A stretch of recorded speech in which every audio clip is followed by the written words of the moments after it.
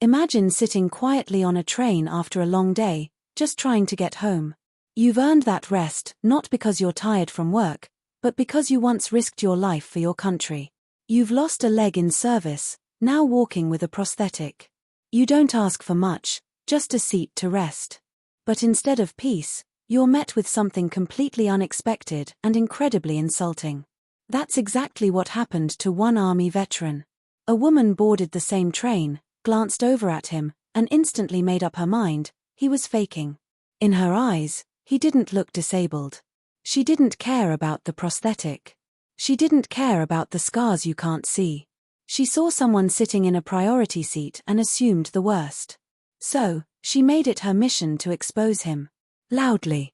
Publicly. She marched over and demanded he move. When he calmly explained that he was, in fact, disabled, and even lifted his pant leg slightly to show the prosthetic, she didn't stop. She claimed it was fake. That he must be using it to get sympathy. She accused him of wearing a prop. Just imagine hearing that. You've been through war, rehab, pain, and someone dares to tell you your struggle isn't real. The other passengers were stunned. Some thought it was a misunderstanding at first.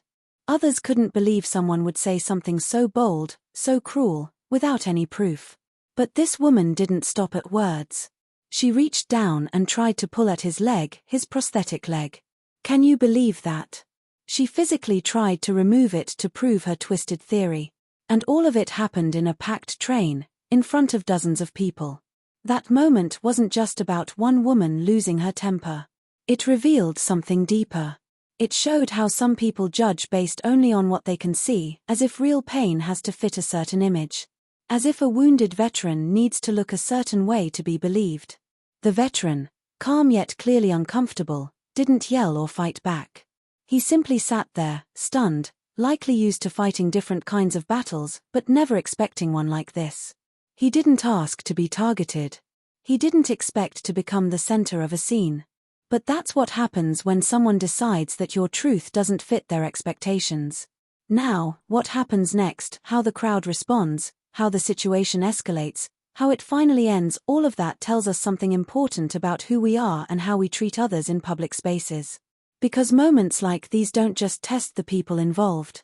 They test everyone watching, too. It was a regular afternoon train. The kind of ride where people are quietly scrolling on their phones, staring out windows, or just zoning out. The hum of the engine and the rhythm of the tracks usually bring a kind of calm. But that day, something unexpected was brewing. The train was moderately crowded. Not packed shoulder to shoulder, but full enough that seats were limited.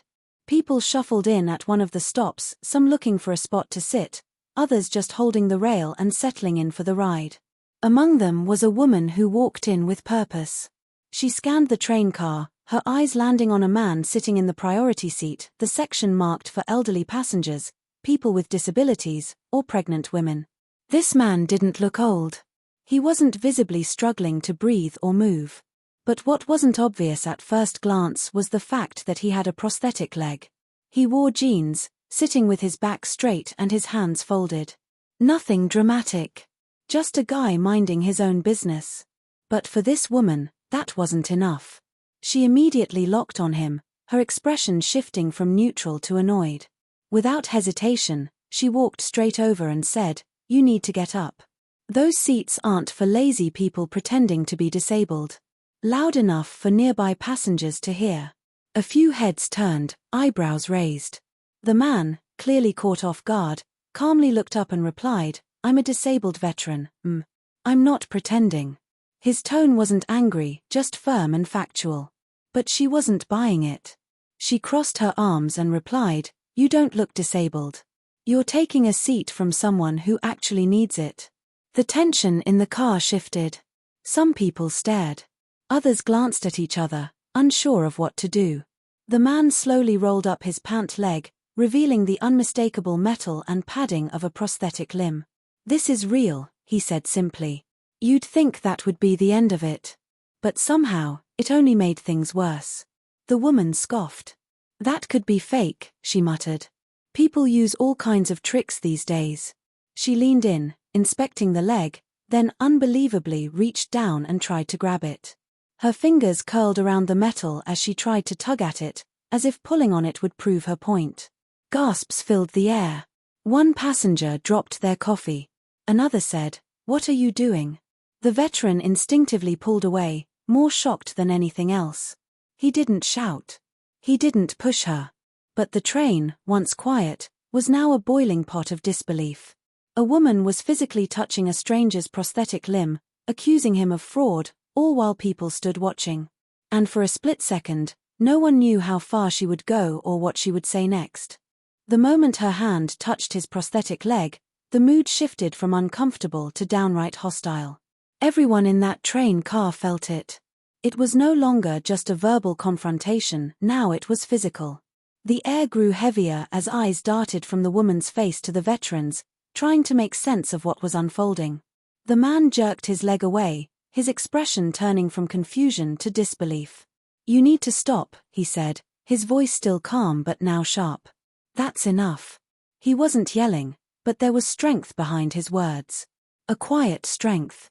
The kind of control you expect from someone who's faced far worse than a rude stranger on a train. But even then, he didn't expect this, being touched without permission, being accused of faking his injury, and now being physically grabbed like he was some kind of liar. The woman didn't seem to register the seriousness of what she had done. She stood her ground and raised her voice even more, saying things like, "I know scammers when I see one, and people like you take advantage of good people." Her words echoed through the train. Passengers looked around, clearly stunned, some with their phones out, others frozen in shock. A couple of them began to step forward, not sure whether to speak up or let the veteran handle it himself. But then came a voice from behind her. A man, likely in his 30s, said firmly, "Lady, you need to back off. That's not your leg, and this isn't your business." She spun around, ready to argue, but more voices followed. A woman added, "He's a veteran. Show some respect." Another one chimed in, "You're the only one causing a problem here." It was like a switch flipped. The same people who were silent at first began to speak. The tension shifted again, this time, away from the veteran and toward the woman. She was suddenly the one being watched, judged, and confronted. She tried to defend herself, saying she had every right to question things, but nobody was buying it anymore. The crowd had turned. The train conductor was alerted by the commotion and made his way into the car. He listened for a moment as several passengers explained what had happened, how she accused a disabled man of faking his injury and even tried to pull his leg. The conductor didn't need much convincing. He asked the woman to step off the train at the next stop. She protested, of course, claiming she was the one being mistreated, but the looks on the passengers' faces told a different story. The veteran sat silently during all of this. He wasn't looking for revenge. He wasn't asking for applause. He just wanted the ride to be over, to be left alone. But the quiet way he handled the situation, the dignity he kept even after being humiliated, said more than any words could. And now, the whole train was watching. As the train continued its route, the woman stood there, fuming. She refused to move to another part of the train, even after being asked repeatedly. Her face was red, not just with anger but from the weight of every eye now locked on her. She had gone from self-proclaimed hero to public disgrace in under 10 minutes. But still, she wouldn't admit she was wrong. The conductor stayed close, calmly explaining that if she didn't cooperate, law enforcement could get involved at the next station. Her voice, once so loud and full of judgment, now shook with defensiveness. "I was just trying to make sure people aren't taking advantage," she said. But nobody was listening to her anymore. The passengers were focused on the veteran, who still hadn't said much. He just sat there, composed, hands on his lap, his prosthetic leg clearly visible now that his pant leg was still rolled up. A woman nearby offered him a bottle of water. He gave a small nod of thanks. Another passenger, a younger guy with earbuds dangling around his neck, said, "Sir, thank you for your service." A few others followed, each adding quiet words of appreciation or support. It wasn't loud. It wasn't dramatic. It was just respectful. The kind of thing that feels real, like people realizing they should have spoken up sooner, but at least now they were standing on the right side. Meanwhile, the woman tried once more to argue her case. "How was I supposed to know?" she said loudly. People fake stuff all the time, but the excuses didn't land. They just made things worse. You could see it in the way people looked at her, not with anger anymore, but with something closer to pity. Not the kind you give someone you feel sorry for, but the kind you give someone who's completely missed the point. The train began to slow as it approached the next stop. The conductor gave her one final warning. You'll need to exit here. If you refuse, we'll have to involve the authorities. She stood still for a second, eyes scanning the car, perhaps looking for someone who might back her up. But no one did. Not one person supported her. With a loud huff, she finally stepped off the train. The doors closed behind her, and the car was quiet again. For a few seconds, no one said a word. It was like everyone needed a moment to breathe. Then, the same young man with the earbuds said, "Well, that was insane," and a few people let out small, nervous laughs, the kind that break the tension just enough. The veteran looked out the window, his expression unreadable. Maybe he was thinking about how strange people can be. Maybe he was just relieved it was over. Either way, the moment had left its mark. Not just on him, but on everyone who had watched it unfold in real time. As the train pulled away from the station, leaving the woman behind on the platform, a strange silence lingered. No one went back to scrolling their phone right away. No one returned to small talk or their music. Something about what just happened stayed in the air, like everyone was trying to process it all at once. The veteran sat quietly in his seat. He hadn't moved since the woman left. He didn't look angry, just still. It's hard to know what goes through someone's mind after something like that. Maybe he'd experienced worse. Maybe this wasn't the first time someone had questioned his injury. But even so, being accused of faking a disability, in public, by a complete stranger, and then being physically touched like that leaves a bruise deeper than most people realize. A teenage girl a few rows down leaned toward her mom and whispered, "Why would she do that?" Her mom just shook her head. "Some people think they know everything," she said softly. That sentence stuck with a few nearby passengers. It wasn't just about one rude woman. It was about the way people make snap judgments. The way some refuse to believe pain unless it looks exactly how they expect it to. What made it worse was how the veteran had done nothing to provoke it. He wasn't loud, wasn't rude, wasn't even asking for help. He was just sitting there, trying to get home. And that was the part that really hit people, the idea that someone could go through so much, serve their country, lose a limb, and still get accused of lying by someone who's never walked a mile in their shoes. People began to talk quietly. A few more approached him and offered their support. One older gentleman reached into his coat and handed him a small pin, a veteran's flag pin, and simply said, "Respect." No speech, no explanation. Just a quiet sign of brotherhood. The vet accepted it with a nod, his eyes barely meeting the man's. The younger guy with the earbuds spoke up again. "I can't believe she tried to touch your leg. That was just insane." Others agreed. A woman from the back added, "You handled it better than I ever could have. That was disgusting, what she did." The train ride slowly returned to normal, but something had shifted. People weren't just coexisting in silence anymore. There was a shared moment, a kind of unspoken bond formed by witnessing something deeply wrong, and then watching how someone handled it with pure restraint. The veteran never once lost control. Never shouted. Never got aggressive. He didn't need to. His silence, his calm presence, said everything. That kind of strength doesn't always come from muscles or uniforms. Sometimes, it shows up in the way someone refuses to sink to another person's level, no matter how cruel they are. And now, as the city passed by outside the windows, the people on that train carried more than they had when they first stepped on.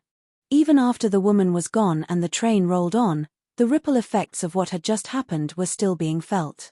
It wasn't just an ugly incident that came and went, it stuck. People kept glancing at the veteran, not with pity, but with a deeper kind of awareness. Something had shifted in the air. This wasn't just about one rude passenger. It was about how easy it is for people to judge what they don't understand. Disability doesn't always look the way people think it should.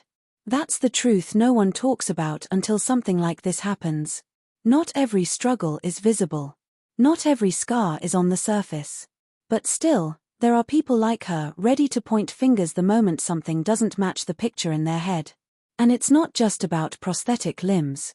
It's about invisible pain, quiet battles, and the unfair pressure to constantly prove you're hurting just to be taken seriously. What happened on that train showed something ugly, yes. But it also revealed something powerful. The way the veteran handled it, steady, quiet, composed, reminded everyone watching that dignity isn't loud. Strength doesn't always push back with fists or words. Sometimes it just sits still, unshaken, while ignorance yells in its face. One woman, maybe in her 40s, leaned toward the veteran and said, "You shouldn't have had to go through that. Thank you for your service. Truly." Her voice cracked slightly. The words weren't dramatic, just honest. And the veteran, still calm, gave a small nod and replied, "Appreciate that." It was the first time he'd spoken in a while. The way he said it, no bitterness, just simplicity, hit harder than any angry comeback ever could. A man across the aisle added, "People need to understand what respect means." Another one nearby said, "That woman embarrassed herself, not you." The train conductor, still standing nearby, gave the veteran a respectful glance, then quietly returned to his duties. Order had been restored, but the lesson remained. It wasn't just about defending someone in the moment.